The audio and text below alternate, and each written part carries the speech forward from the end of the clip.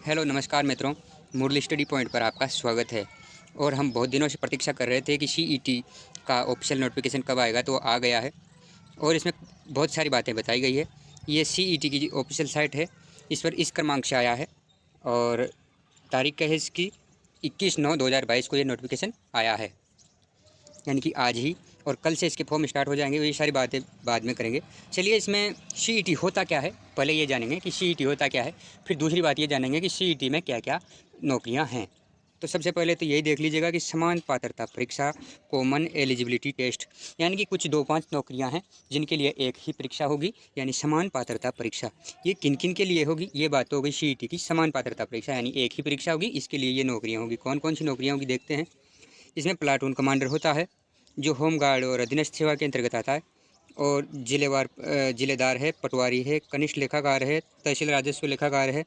और महिला पर्यवेक्षक, पर्यवेक्षक, उप जेलर और छात्रावास अधीक्षक, ये 7-8 नौकरियां इसमें आती है। इनमें कितने कितने पद पर भर्ती आई हुई है, हम यह भी देख लेते हैं। तो ये देखते हैं कि कितने कितने पदों की भर्ती आई हुई है। देख लीजिएगा, ये भर्ती आई हुई है आपके 43 पद तो कमांडर में है, और ये जिलेदार में नहीं है। पटवारी के 272 पद हैं। लेखाकार के, कनिष्ठ लेखाकार में 1923 सबसे ज़्यादा पद हैं। तहसील राजस्व लेखाकार में 198 है। महिला पर्यवेक्षक में 176 है। पर्यवेक्षक के नहीं है। उप जेलर के 49 है। और छात्रावास अधीक्षक के 335 पद है। तो ये इस प्रकार से 6 प्रकार की वैकेंसियाँ खुली हुई है। इनमें जो है आप एक ही परीक्षा लगेगी आपकी, समान पात्रता परीक्षा, जिसे सीईटी कहेंगे। तो कई दिनों से छात्र इंतजार कर रहे थे, इसका सिलेबस भी आ गया है। इस सिलेबस पर हम चर्चा करते हैं। ये इसके फॉर्म भरने की डेट है, आप देख पा रहे हैं। 22 तारीख से कल से स्टार्ट हो जाएंगे और 21 तारीख अक्टूबर तक चलेंगे, लगभग एक महीना। 22 सितंबर से 21 अक्टूबर तक ये फॉर्म भरे जा सकेंगे। आगे की जानकारी है, परीक्षा का आयोजन आपका जनवरी में होगा। कब इसकी होगी परीक्षा? 6 जनवरी से 9 जनवरी तक 2023 में। अगला साल जैसे स्टार्ट होगा तो इसकी परीक्षा हो जाएगी। और इसमें नॉर्मलाइजेशन वगैरह प्रक्रिया की जाएगी, ऐसा इसमें लिखा हुआ है। चलिए आगे देखते हैं। प्रवेश पत्र उसी समय आएगा जब परीक्षा होगी, तो 1-2 दिन पहले प्रवेश पत्र आ जाएगा। और योग्यताओं के बारे में हम बाद में चर्चा करेंगे। ऑनलाइन आवेदन के लिए तो आपको जो है ज़्यादा कोई प्रोसेस नहीं है। इसमें पहले आपको OTR करना पड़ेगा, जिसे वन टाइम रजिस्ट्रेशन कहते हैं। वन टाइम रजिस्ट्रेशन के लिए आपको एक फ़ोटो और एक सिग्नेचर का फ़ोटो और एक 10वीं की मार्कशीट, इन 3 चीज़ों की ज़रूरत होगी। और एक आपका जन आधार कार्ड और आधार कार्ड, इनके माध्यम से आप OTR कर लीजिएगा। और फिर फॉर्म की प्रोसेस के बारे में बाद में चर्चा करेंगे। पहले सिलेबस पर चर्चा करते हैं।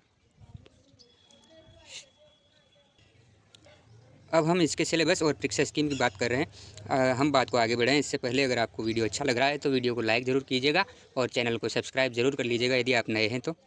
चलिए हम स्कीम को देखते हैं। स्कीम यह है कि इसमें आपको जो है 150 प्रश्न आएंगे, और ये कुल 300 अंकों के होंगे। एक प्रश्न 2 अंक का होगा और पेपर होगा 3 घंटे का। 150 प्रश्न और 3 घंटे यानी 150 प्रश्नों के लिए 3 घंटे तो पर्याप्त टाइम है लगभग।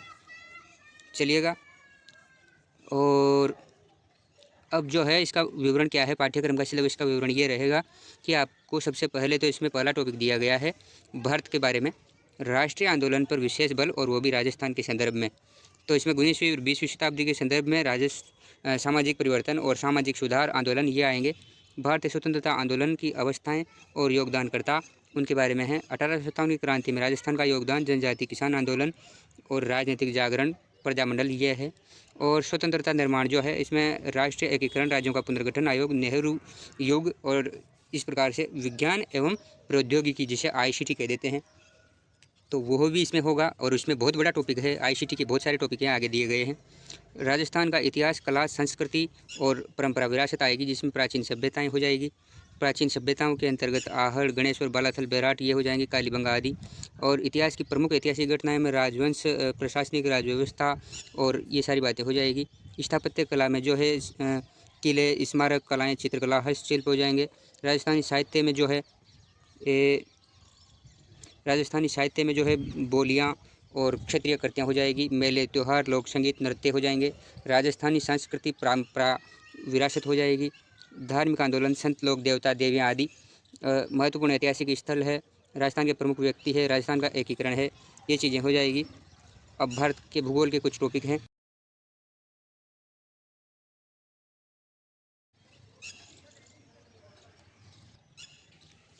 भारत के भूगोल के अंतर्गत टॉपिक देखिएगा।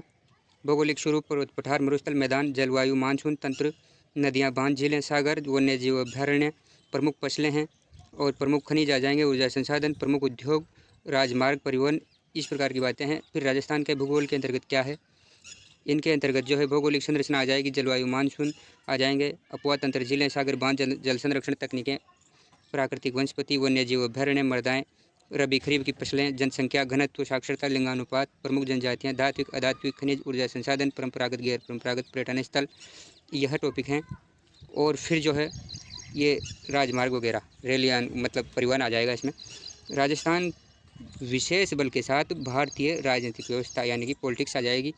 और पॉलिटिक्स में जो है संविधान की प्रकृति, प्रस्तावना, मौलिक अधिकार, नीति निर्देशक तत्व ढांचा, संवैधानिक संशोधन और आपात प्रावधान, जनहित याचिका, राष्ट्रपति, प्रधानमंत्री, मंत्रिपरिषद, संसद, उच्च न्यायालय, संघीय राज्य कार्यपालिका, निर्वाचन आयोग और जो है नियंत्रित महालेखा परीक्षक, मुख्य मानवाधिकार आयोग जो है, और स्थानीय स्वशासन निकाय, पंचायती राज, राजस्थान की राजनीतिक प्रशासनिक व्यवस्था, राज्यपाल, मुख्यमंत्री, विधानसभा सेवा आयोग और जो है जिला प्रशासन, राज्य मानवाधिकार आयोग, लोकायुक्त, पुनर्निर्वाचन आयोग, ये हो जाएंगी।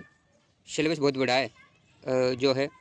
फिर अर्थव्यवस्था आ जाएगी भारत की, इसमें बजट, बैंकिंग, वित्त, वस्तु सेवा कर, राष्ट्रीय आय, समृद्धि, विकास, राजकीय कोष, मुद्रिक नीतियाँ, सब्सिडी, लोक वितरण प्रणाली, ई कॉमर्स का मतलब इलेक्ट्रॉनिक कॉमर्स जो मतलब इंटरनेट के माध्यम से लेन देन किया जाता है। अर्थव्यवस्था के प्रमुख क्षेत्र: कृषि, उद्योग, सेवाएं, व्यापार, वर्तमान स्थिति, मुद्रा, हरित क्रांति, श्वेत क्रांति, नीली क्रांति, पंचवर्षीय योजनाएं, नियोजन प्रणाली, प्रमुख आर्थिक समस्याएं, सरकार पहल, आर्थिक सुधार, उदारीकरण, इस प्रकार की बातें हैं।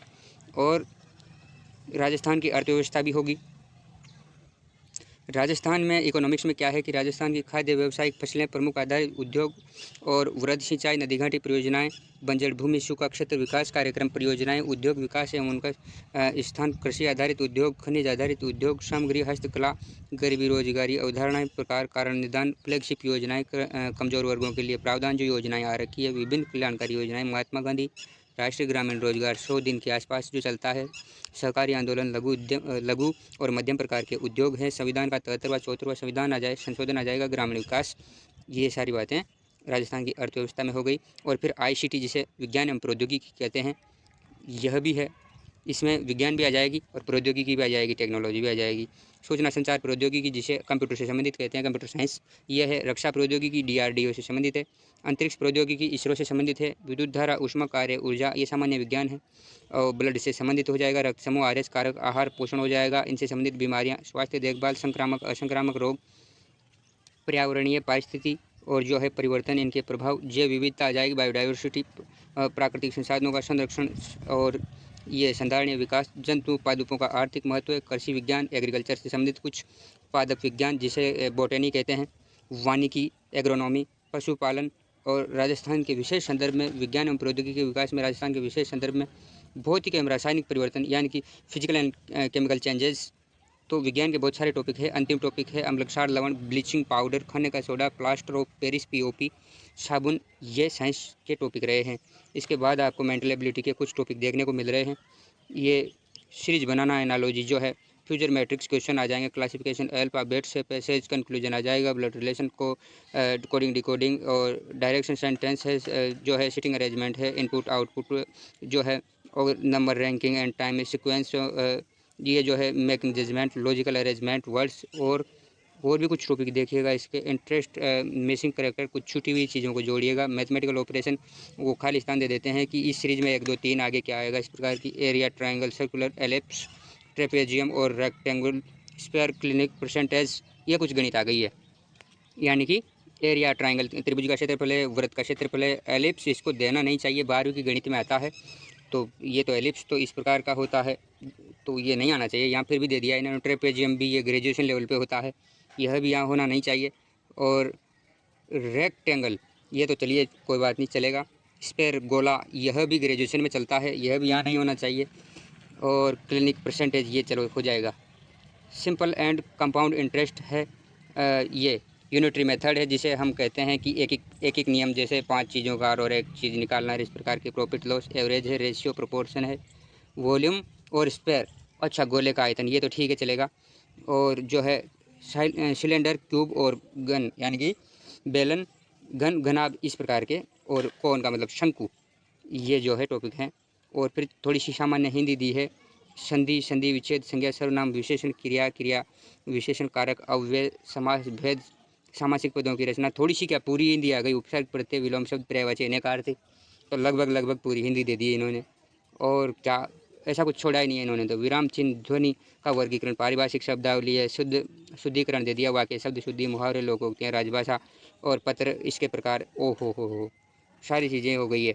और फिर जनरल इंग्लिश में कुछ टॉपिक, क्या बहुत कुछ टॉपिक, आर्टिकल्स दे दिए हैं, सेंटेंस सीक्वेंस दे दिया है, एक्टिव पैसिव दे दिया है, डायरेक्ट इनडायरेक्ट दे दिया गया है, प्रोपोर्शन दे दिया है, और ट्रांसलेशन ऑफ ऑर्डिनरी दे दिया गया है, सिनोनिम्स, एनाटोम्स है, कंपेरिजन्स है, ग्लोजरी ऑफिशियल है, लेटर राइटिंग है, और लास्ट में जो है आइडम्स फेजल है, वन वर्ड दे दिया है, कंप्यूटर का नॉलेज ऊपर से। आईसीटी तो ऊपर दे दी, ऊपर से कंप्यूटर नॉलेज।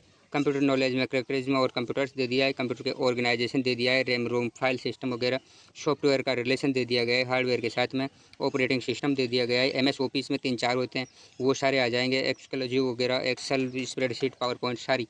और इसके बाद करंट, ये आपका सिलेबस रहेगा राजस्थान और भारत के संदर्भ में। करंट बहुत बड़ा सिलेबस है, फिर भी आप तैयारी कीजिएगा।